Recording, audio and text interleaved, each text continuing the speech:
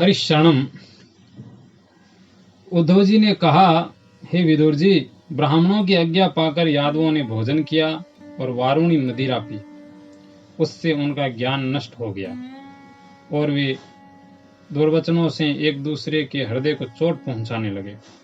मदिरा के नशे से उनकी बुद्धि बिगड़ गई और जैसे आपस की रगड़ से बांसों में आग लग जाती है, उसी प्रकार सूर्यास्त होते होते उनमें मार काट होने लगी।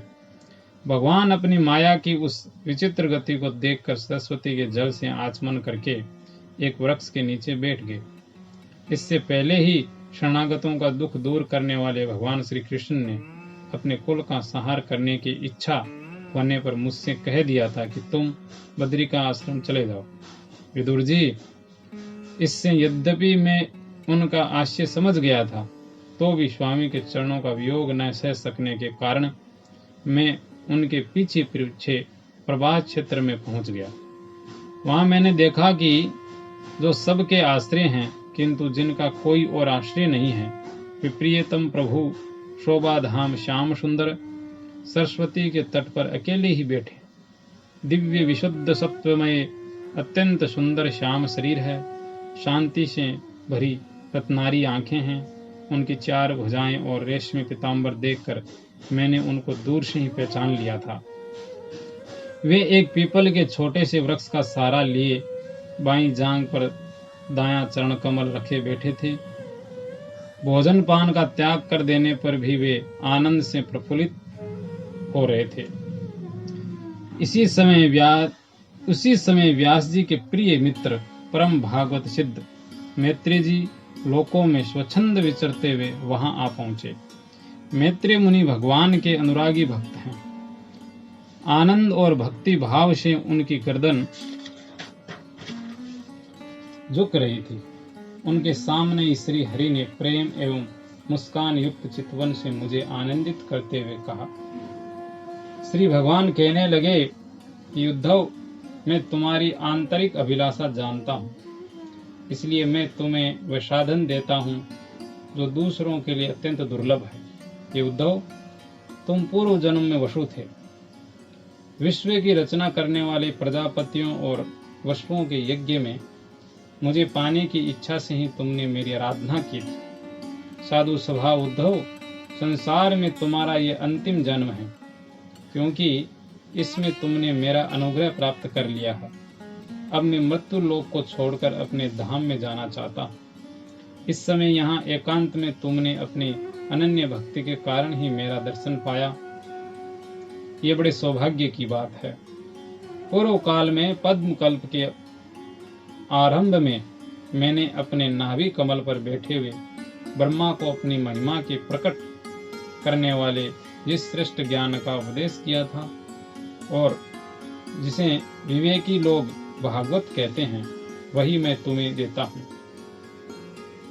हे विदुर जी, मुझ पर तो प्रतिक्षण उन परम पुरुष की कृपा बरस रही थी। इस समय उनके इस प्रकार आदर पूर्वक कहने से स्नेहवश मुझे रोमांच हो आया। मेरी वाणी गदगद हो गई और नेत्रों से आंसुओं की धारा बहने लगी। उस समय मैंने हाथ जोड़कर उनसे कहा, हे स्वामी, आपके चरण कमलों की सेवा करने वाले पुरुषों को इस संसार में अर्थ, धर्म, काम, मोक्ष, इन चारों में से कोई भी पदार्थ दुर्लभ नहीं है। तथापि मुझे उनमें से किसी की इच्छा नहीं है। मैं तो केवल आपके चरण कमलों की सेवा के लिए ही लालायित रहता हूँ। हे प्रभु, आप निष्प्रह होकर भी कर्म करते हैं, अजन्मा होकर भी जन्म लेते हैं, काल रूप होकर भी शत्रु के डर से भागते हैं और द्वारिका के किले में जाकर छिप जाते हैं तथा स्वात्माराम होकर भी 16,000 स्त्रियों के साथ रमण करते हैं। इस विचित्र चरित्रों को देखकर विद्वानों की बुद्धि भी चक्कर में पड़ जाती है। ये देव, आपका स्वरूप ज्ञान सर्वथा अबाध और अखंड है, फिर भी आप सलाह लेने के लिए मुझे बुलाकर जो भोले मनुष्यों की तरह बड़ी सावधानी से मेरी सम्मति पूछा करते थे, हे प्रभु, आपकी लीला मेरे मन को मोहित सा कर देती थी। हे स्वामी, अपने स्वरूप का गूढ़ रहस्य प्रकट करने वाला जो श्रेष्ठ एवं समग्र ज्ञान आपने ब्रह्मा जी को बतलाया था, वे यदि मेरे समझने योग्य हो तो मुझे भी सुनाइए, जिससे मैं भी इस संसार दुख को सुगमता से पार कर सकूं। हे विदुर जी, जब मैंने इस प्रकार अपने हृदय का भाव निवेदित किया, तब परम पुरुष कमल नयन भगवान श्री कृष्ण ने मुझे अपने स्वरूप की परम स्थिति का उपदेश किया। इस प्रकार पूज्यपाद गुरु श्री कृष्ण से आत्म तत्व की उपलब्धि का साधन सुनकर तथा उन प्रभु के चरणों की वंदना और परिक्रमा करके मैं यहाँ आया हूँ। इस समय उनके विरह से मेरा चित्त अत्यंत व्याकुल हो रहा है। हे विदुर जी, पहले तो उनके दर्शन पाकर मुझे आनंद हुआ था, किंतु अब तो मेरे हृदय को उनकी विरह व्याथा अत्यंत पीड़ित कर रही है। अब मैं उनके प्रिय क्षेत्र बद्रिका आश्रम को जा रहा हूँ, जहाँ भगवान श्री नारायण देव और नर, ये दोनों ऋषि लोगों पर अनुग्रह करने के लिए दीर्घकालीन सौम्य दूसरों को सुख पहुंचाने वाली एवं कठिन तपस्या कर रहे हैं। श्री सुखदेव जी कहते हैं, इस प्रकार उद्धव जी के मुख से अपने प्रिय बंधुओं के विनाश का ऐसे समाचार सुनकर परम ज्ञानी विदुर जी को जो शोक उत्पन्न हुआ, उसे उन्होंने ज्ञान द्वारा शांत कर दिया। जब भगवान श्री कृष्ण के परिकरों में प्रधान महाभागवत उद्धव जी बद्रिका आश्रम की ओर जाने लगे, तब कुरुश्रेष्ठ विदुर जी ने श्रद्धापूर्वक उनसे पूछा। विदुर जी ने कहा, हे उद्धव जी, योगेश्वर भगवान श्री कृष्ण ने अपने स्वरूप के गूढ़ रहस्य को प्रकट करने वाला जो परम ज्ञान आपसे कहा था, वह आप हमें भी सुनाइए, क्योंकि भगवान के सेवक तो अपने सेवकों का कार्य सिद्ध करने के लिए ही विचरा करते हैं।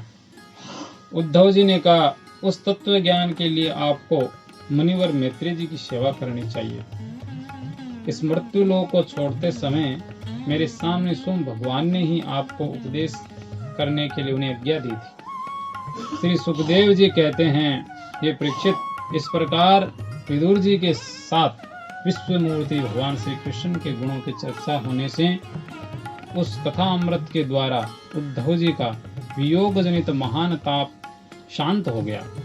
यमुना जी के तीर पर उनकी वह रात्रि एक क्षण के समान बीत गई। फिर प्रातःकाल होते ही वे वहां से चल दिए। महाराज परीक्षित ने पूछा,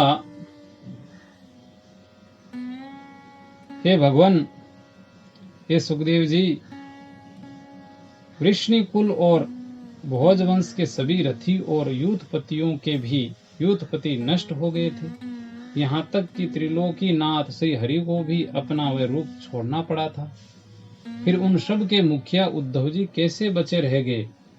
श्री सुखदेव जी ने कहा, हे परीक्षित, जिनकी इच्छा कभी व्यर्थ नहीं होती, उन श्री हरि ने ब्राह्मणों के शाप रूप काल के बहाने अपने कुल का संहार कर अपने श्री विग्रह को त्यागते समय विचार किया, अब इस लोक से मेरे चले जाने पर सेवी शिरोमणि उद्धव ही मेरे ज्ञान को ग्रहण करने के सच्चे अधिकारी हैं। उद्धव मुझसे अणुमात्र भी कम नहीं है, क्योंकि वे आत्मजयी है, विषयों से कभी विचलित नहीं हुए।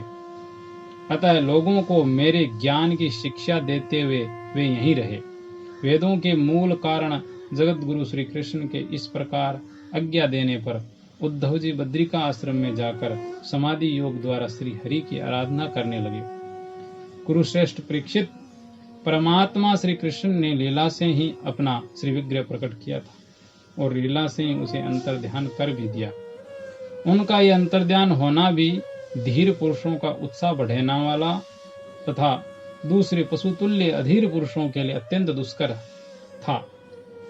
परम भागवत उद्धव जी के मुख से उनके प्रशंसनीय कर्म और इस प्रकार अंतर्ध्यान होने का समाचार पाकर तथा यह जानकर कि भगवान ने परम धाम जाते समय मुझे भी स्मरण किया था, विदुर जी उद्धव जी के चले जाने पर प्रेम से विभल होकर रोने लगे।